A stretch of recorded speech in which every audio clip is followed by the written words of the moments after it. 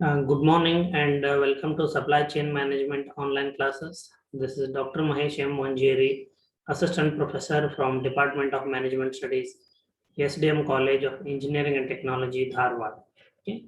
So dear students, we have started discussing coordination in supply chain chapter. Okay. So far, what we have learned, we'll just take a quick recap, then I'll continue.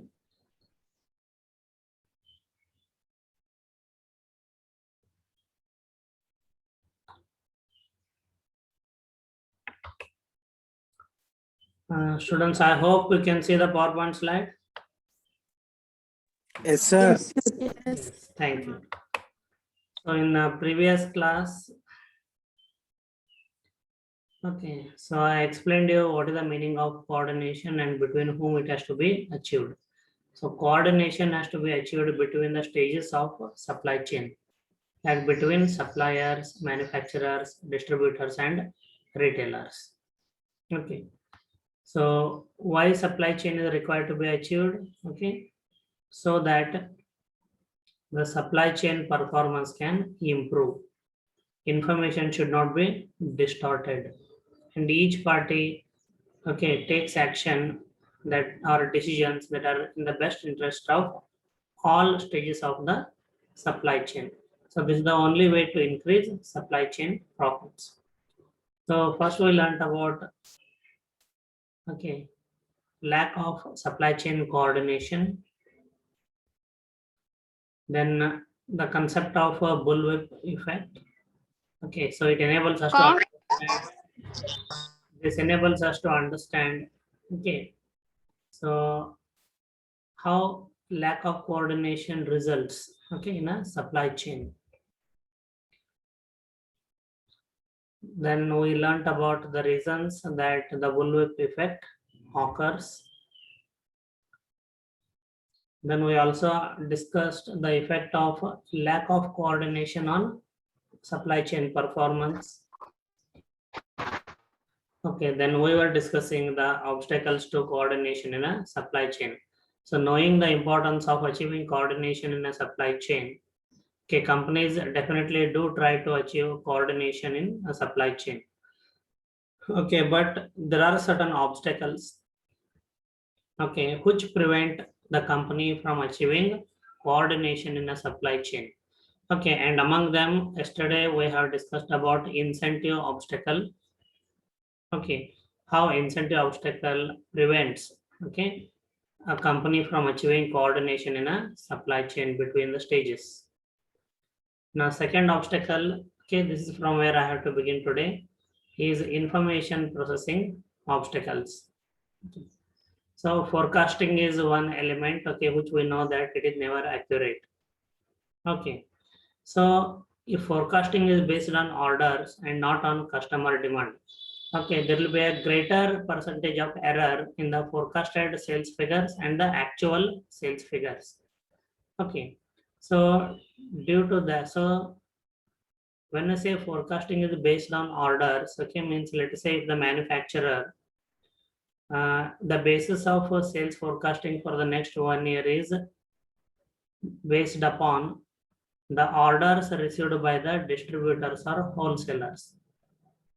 If a company develops a forecasting for next year, and sales forecasting for next year, based on the wholesaler or distributor orders, that forecasting will have a higher percentage of error. So the sales forecasted figures will be higher, but the actual demand will be lower. Because once the company takes the order from wholesaler and supplies to wholesaler, wholesaler sells to retailers, and the retail store in which the product is demanded. So even how many units of the goods are sold at the retail stores, that is the actual customer demand. So the sales forecasting figure, sales forecasting estimation should depend on the customer demand at the retail point, and not at the orders, not on the basis of orders received from the wholesalers or distributors. So forecasting demand based on orders magnifies the demand fluctuations, moving up the supply chain from retailer to manufacturer to suppliers. Okay, so that is what I said. The actual demand will be lower, but the order size of the wholesaler will be much more larger, because wholesaler have to supply all the retailers in their territory, plus they need to maintain some buffer stock or additional stock.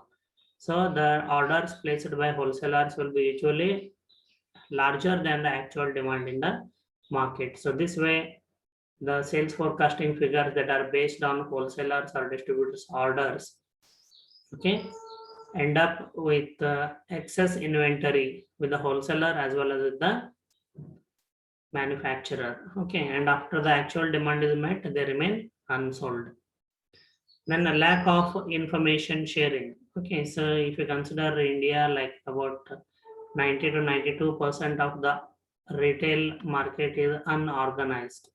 Okay, so actually there is no proper connection between the company and the retailers, because intermediaries come between manufacturer and retailer. They are wholesalers or distributors. Okay, so naturally here, okay, information is missing from retailer to manufacturer. So what information available to manufacturer is only that of distributor or wholesaler. But what we have learned, the forecasted figures based on the orders or orders of wholesalers or distributors are not accurate. Okay, they provide a higher error. Higher error means the sales forecasting figures will be higher and the actual demand will be lower. So company will manufacture the number of goods depending on the sales forecasting figures. Okay, but the actual demand will be lower. So once the actual demand is met, the additional number of units that are produced based on sales forecasting will left unsold. Okay, so lack of information, and in other cases, okay, other than the kirana stores, what I mentioned, the part stages between the supply chain may not be willing to share information.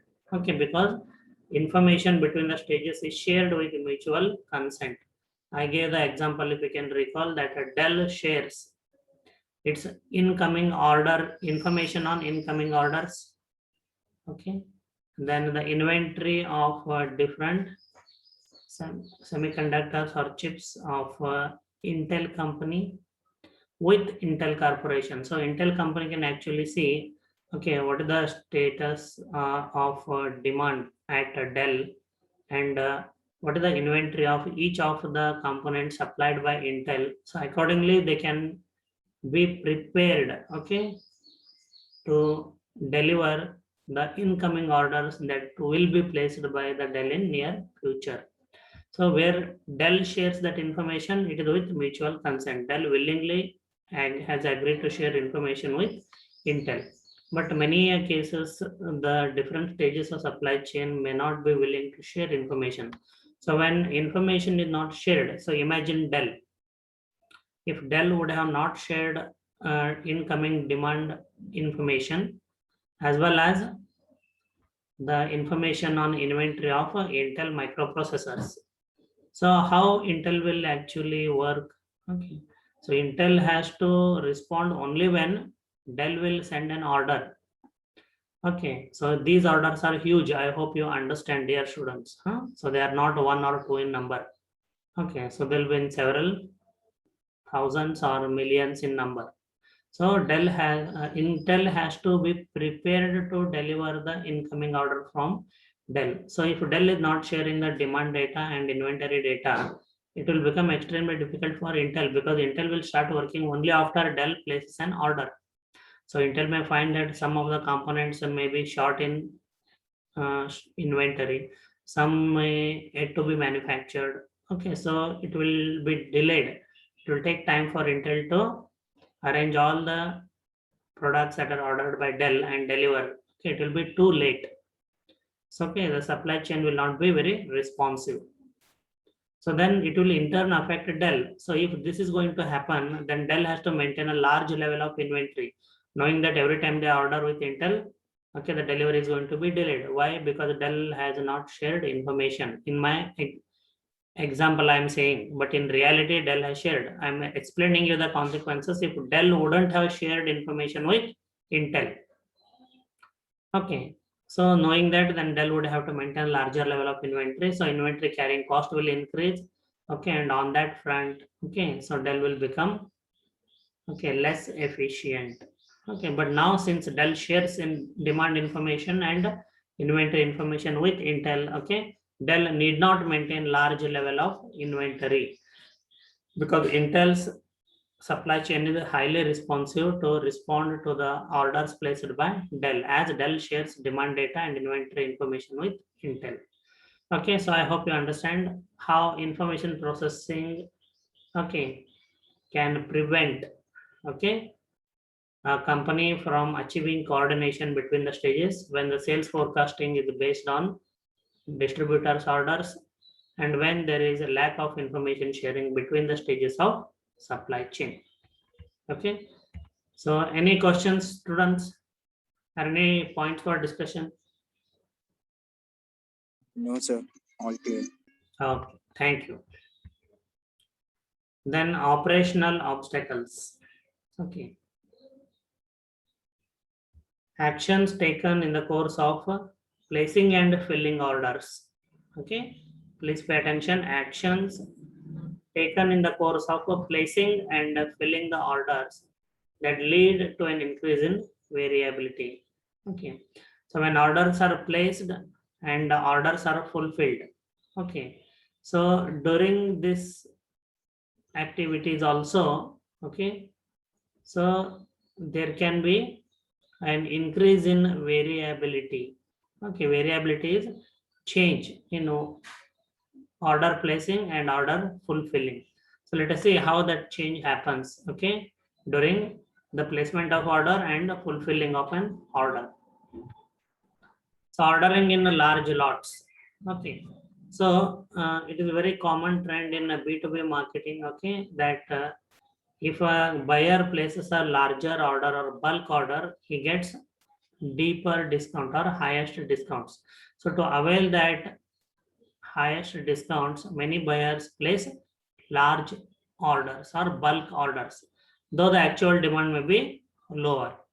But what the manufacturer will think, manufacturer will definitely, again, if you can recall, he will develop a sales forecasting based on the orders placed. Okay, but here the buyer is placing a large quantity order because so that the buyer can avail quantity discount, but the actual demand is low. So based on such orders, when the company develops a sales forecasting, that sales forecasting figures will be always higher, and the manufacturer will manufacture the more number of units than the actual demand. Okay, so that is the reason why the goods will remain unsold in the supply chain with the manufacturer, with the wholesaler, as well as with the retailer. Large replenishment lead times. Okay, so if the delivery time is more, okay, definitely the buyer has to maintain a larger level of inventory. Then one more obstacle, rationing and shortage gaming. Okay, so this is quite interesting. You please pay attention. Okay, it's not always about higher level of inventory being, okay, maintained and which remains unsold. Okay, many a times when the product is in short supply, when the product is in short supply, then buyers resort to something called as a rationing, and buyers and sellers resort into something called as a rationing and shortage gaming. Okay, see, for example, I could recall my job as a medical detailer with Protect Labs in Tumkuru. So there was one antibiotic, a combination antibiotic called as a bromelain. Okay, so it was a combination of amoxicillin and bromhexin. Yeah, it is a combination of amoxicillin and bromhexin. So usually for upper respiratory tract infections, throat infection for layman. And some medicines, okay, in India there is a habit practice of pharmacists give medicines to patients without doctor prescription. Okay, it is quite common. It's not correct, but it's quite common. And this Bromelain actually being a prescription brand, okay, it had become over-the-counter brand by practice in Tumkuru. Patients should simply walk in and ask for Bromelain. So the movement of Bromelain capsules was antibiotic was quite high in Tumkuru when I was working. So like every time I used to visit pharmacists, which is part of my job.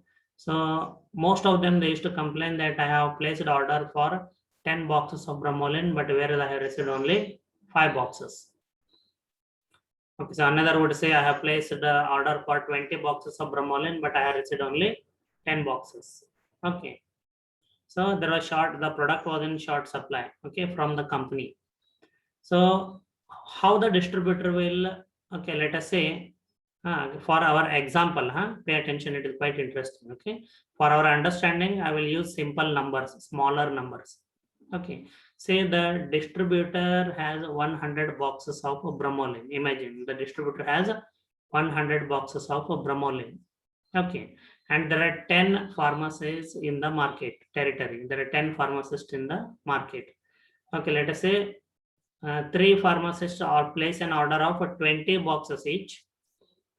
Okay, and another 4 pharmacists place an order of 10 boxes each. So 20 into 3, 60 plus 10 into 4, 40, 100 boxes. Okay, this is how it is. Okay, now, okay, when this pharmacist will place the order, let us say the product is in short supply. So distributor has only 50 boxes. Distributor has only 50 boxes of the antibiotic. Now the pharmacists will place a usual order for 20 boxes each, three pharmacists, and 10 boxes each, 4 pharmacists. So what will happen now? The distributor has only 50 boxes, but the total order placed by retailers is 100 boxes. So how can he allocate the 50 boxes to those 7 pharmacists? Who can answer? Sir, for 20 it is 10. Then For 10 it is 5. very good, Nandan. Very good. So you have been listening very keenly, and observation is also very good.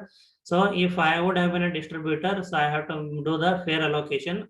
So those 3 pharmacists who have placed order for 20 boxes, I will give them 10 each.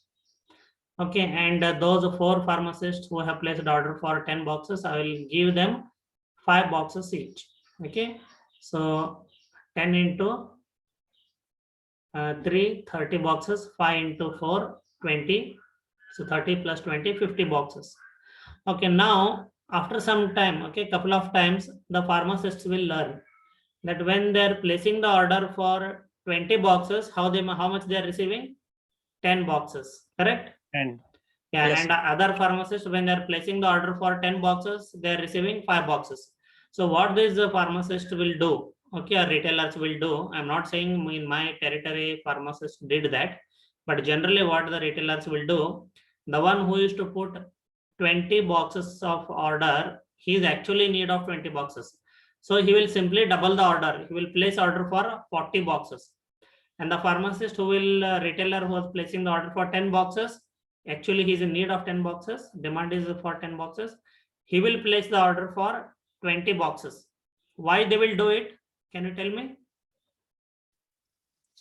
So because they came to know, no, sir, that you are reducing the quantity by half. So, yeah, they will feel that if I place double the order, I will receive half of the order. Correct. Now understand. 3 pharmacists placing orders for 40 boxes each, 120, right? 40 into 320. 4 pharmacists Yes. or retailers placing order for 20 boxes each. So 80 that is. So 120 into 80, how much it is? 200, 200, sir. 200 boxes. Now think, the actual demand is 100 boxes, correct? Yes, But sir. the order placed by retailers is for 200 boxes. 200 boxes. Are you able to understand what we're actually learning here? Yes, sir. These things are actually, these things happen in supply chain. And Procter and Gamble, okay, for the first time they understand this and they coined a term called bullwhip effect. Now, retailers have inflated their orders.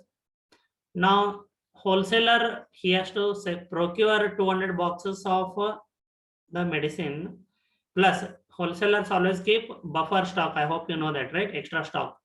So his order Yes, sir. size may be more than 200 boxes. He may place an order for 300 boxes. Or if he is very optimistic, if he thinks that there is a permanent increase in the demand from the retailer, he can even increase the order to 400 boxes.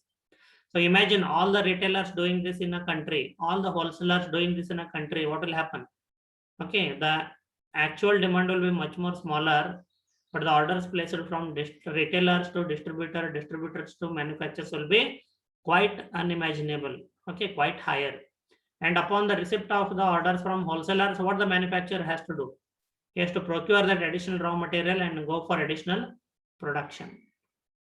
But when all the orders will be supplied by the company, okay, so the stock reaches wholesaler, then wholesaler now will be able to supply 40 boxes and 20 boxes to all of them. So all the boxes will come to pharmacies. So 40 boxes the retailer has received. But what is the actual demand? 20. 20 boxes. So the overall demand in the territory was only 100 boxes, but the supply to the retailers is 200 boxes. So after selling 100 boxes, there is no demand, all demand is met. 100 boxes remain with retailers. Certain 100 to 200 boxes remain with wholesalers. Okay, maybe 500 to 1000 boxes remain with manufacturer without selling. So this is what we are talking. This all happens due to lack of coordination. So one among the operational obstacle is, okay, ordering in lot sizes, large replenishment lead time, and rationing and shortage gaming. Okay, so any doubts here? No, sir. So I'll go No, ahead sir. with, yeah, thank you. I'll go ahead to the next part now. The pricing obstacles, how pricing can prevent a company from achieving coordination. Okay, so when pricing policies for a product lead to an increase in variability of orders placed or variability of demand. Lot size based on quantity decisions. See, we have already discussed it here. Okay, ordering in large lots, okay, to avail quantity discounts. We have already discussed. Then price fluctuations. Okay, see if there are certain products, okay, whose price keeps fluctuating. Okay, so this will result in forward buying.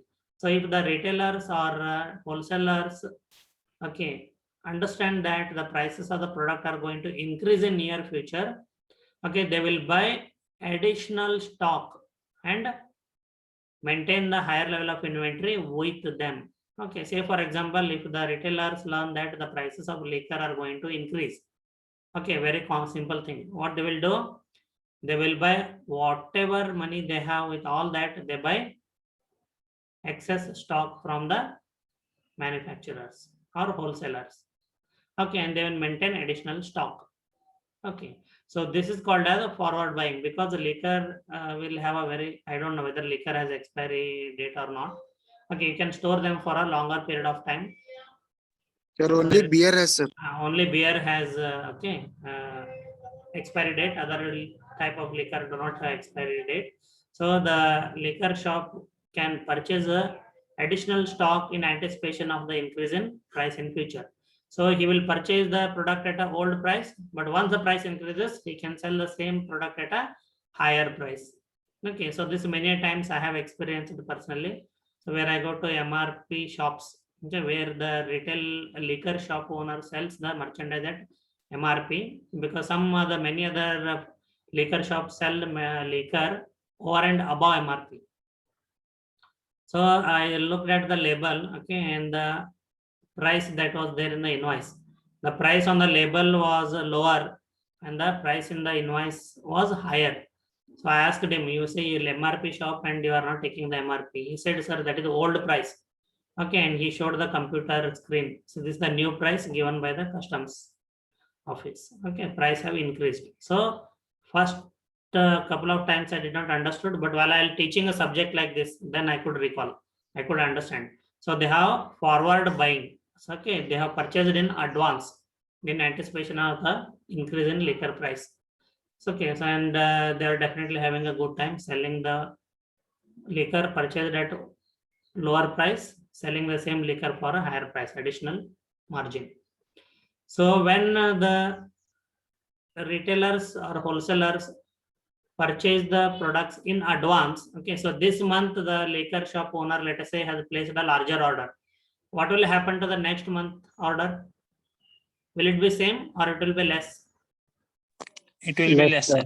Definitely. But when the company does the sales forecasting based on the orders received, so what will happen? So look at the previous year's order or previous month's order and maintain inventory for the next month, or consider the previous year same month. Previous year same month, let us say retailers might have purchased in advance. Now this year you want to maintain same level of inventory. So if the company manufactures additional liquor, see last year same month there was increase in demand because retailers purchased it in advance. We call it forward buying in anticipation of increase in liquor prices. This year it has not happened. So company would have manufactured in additional quantity, but retailers will not order it. So a company is required to understand why retailers are placing additional orders, why wholesalers are placing additional orders, or even if there is increase in demand in the market, why consumers are buying more than earlier, why the demand has increased. And this demand is increase in demand is a temporary one or a permanent one, for which the coordination is required between different stages of supply chain, like between retailers, wholesalers, manufacturers, and suppliers of raw materials. Okay, so then a company will be able to understand, okay, that this month the orders from retailers and wholesalers is quite high. It is, yes. So screen not visible. 1 minute, maybe power is also there. 1 minute. Just a minute.